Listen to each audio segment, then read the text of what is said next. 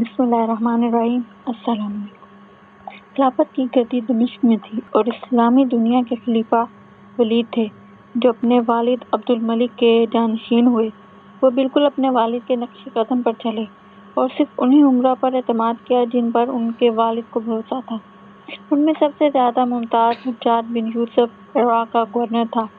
اس نے خلیفہ عبد الملک کی بے شمار خدمات سر انجام دی تھیں اور ان کے وقت میں کئی خوفناک بغاوتیں نہایت کامیابی سے کچل دی گئیں۔ بعض دفعہ اسے باغیوں سے سختی بھی کرنا پڑی جس کے لیے وہ ظالم حجاج کے نام سے مشہور ہوا، لیکن بغاوتیں کچلنے کے لیے ایک سخت گیر حاکم۔ خلیفہ ولید کے زمانے میں کوئی ایسا ظلم و ستم کا منصب اس کے سپرد نہ تھا۔ 20 سال کی لگاتار جنگ و جدل کے بعد اب وہ اپنی زندگی آرام سے بسر کر رہا تھا اور قتیبہ بن مسلم کی مہموں کی نگرانی اس کے ذمہ تھی۔ قتیبہ ایک نامور جنرل تھا جو خراسان میں لڑ رہا تھا۔ وہ بلخ، بخارا اور سمرقند کو فتح کرنے کے بعد چین کی حدود تک پہنچ چکا تھا۔ ایک دن قتیبہ کی طرف سے ایک فوجی افسر حجاج کی خدمت میں حاضر ہوا۔ وہ بمشکل 17 سال کا ایک نوعمر لڑکا تھا۔ حجاج برہم سا ہوا۔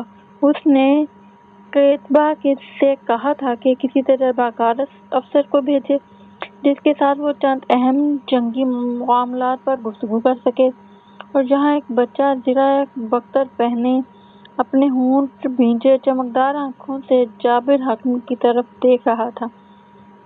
نوجوان یقیناً خوبصورت تھا۔ اس کا قد لمبا تھا، اپنی عمر سے زیادہ لمبا۔ وہ جسم کا مضبوط، کافی توند تھا، لیکن فولاد کے خود کے نیچے اس کا چہرہ ایسا معلوم ہوتا تھا جیسے کسی نوزائیدہ بچے کا۔ وہ اس شخص کے حضور میں کھڑا تھا جس کے سامنے چرری سے چرری افسر بھی کانپ اٹھتے تھے، لیکن اسے ذرا برابر بھی گھبراہٹ محسوس نہ ہو رہی تھی۔ جب حجاج بن یوسف نے اس سے چند سوالات کیے تو اس نے ایسی بے باکی سے جواب دیے جس کی توقع اس عمر کے لڑکے سے نہیں کی جا سکتی تھی۔ حجاج فوراً بھانپ گیا کہ لڑکا اگرچہ کم عمر ہے لیکن فن جنگ میں ماہر ہے۔ یہ قتیبہ کی خوش قسمتی تھی کہ ایسے قابل افسر اس کے ماتحت کام کر رہے تھے۔ یقیناً اس کی فتوحات کی وجہ انہی کی موجودگی تھی۔ نوجوان سپاہی سے تھوڑی دیر گفتگو کرنے کے بعد سنگ دل گورنر کے یہ جذبات تھے کہ ان جذبات میں بہت حد تک مسرت بھی شامل ہو گئی تھی جب اس سے معلوم ہوا کہ یہ لڑکا کون تھا۔ محمد، نوجوان افسر جو کہ جنگی نقشوں پر جھکا ہوا تھا، جو حجاج کے اپنے سامنے پھیلا رکھے تھے، مختلف شہروں اور قلعوں کی فتح کے طریقے بتلا رہا تھا، اس کے سگے بھائی قاسم کا بیٹا تھا، کوئی غیر نہ تھا۔ چند دن بعد بصرہ کے محل میں ایک اور نوجوان داخل ہوا۔ وہ بہت تھکا ماندہ تھا اور اس کا خوبصورت چہرہ پریشانی کی وجہ سے مرجھایا ہوا تھا۔ یہ زبیر تھا جو راجہ دھار کی قید سے بھاگ کر ایک سندھی تاجر کے بھیس میں مکران کی سرحد پار کر کے یہاں پہنچا تھا۔ اسے اپنے جہازوں کے لوٹے جانے اور اپنے ساتھیوں کے قید ہو جانے کے تمام واقعات حجاج بن یوسف کو کہہ سنائے۔ مظلوم عورتوں اور بے کس بچوں کے برہمن آباد کی گلی میں گھسیٹے جانے کی المناک داستان اس شخص کے غصے کو بھڑکانے کے لیے کافی تھی جس نے اپنے دشمنوں کو بھی کبھی معاف نہ کیا تھا۔ اگلے روز محمد اور زبیر دمشق کو جانے والی سڑکوں پر گامزن تھے۔ وہ بہت جلدی میں تھے، ایک لمحہ بھی ضائع کرنے کی گنجائش نہ تھی۔ جن کے ظالم راجہ کے خلاف اعلان جہاد کرنے کے لیے خلیفۃ المسلمین کی منظوری لینا ضروری تھا۔ ممکن تھا کہ خلیفہ نہ مانے۔ اسلامی فوجیں مختلف حصوں میں لڑ رہی تھیں۔ شمال میں اندلس اور مشرق میں طبرستان ان کی توجہ کا مرکز تھے۔ اس صورتحال میں عوام کی مدد حاصل کرنا اشد ضروری تھا۔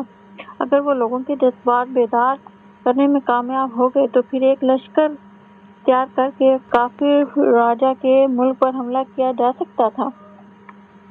دونوں نوجوان دمشق سے تھوڑی ہی دور ایک فوجی چوکی پر رکے۔ وہ اپنے گھوڑے تبدیل کرنا چاہتے تھے۔ ان کے پاس گورنر کے احکام موجود تھے، لیکن سپاہیوں نے انہیں تازہ دم گھوڑے دینے میں کوئی پس و پیش نہ کی۔ خلیفہ کا بھائی سلیمان اپنے دوستوں سمیت وہاں موجود تھا۔ وہ بھی دمشق کو جا رہے تھے، جہاں انہیں ایک فوجی کھیلوں کے مقابلے میں حصہ لینا تھا۔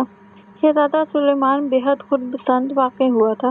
وہ ہمیشہ اپنے خوشامدیوں میں گھرا رہتا۔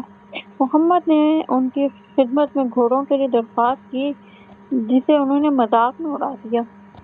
ان کے ایک دوست سے چپقلت ہو گئی اور سب کے سر ندامت سے جھک گئے۔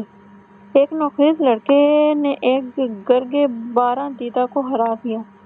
طالع شہزادہ سلیمان کے مصاحب خاص کو اپنی تیغ زنی پر بہت غرور تھا، لیکن اس کے غرور کا سر نیچا ہو گیا۔ یہ اتفاقیہ حادثہ اگرچہ کچھ خوشگوار نہ تھا، تاہم یہ ان کی تیز گامی میں حائل نہ ہو سکا۔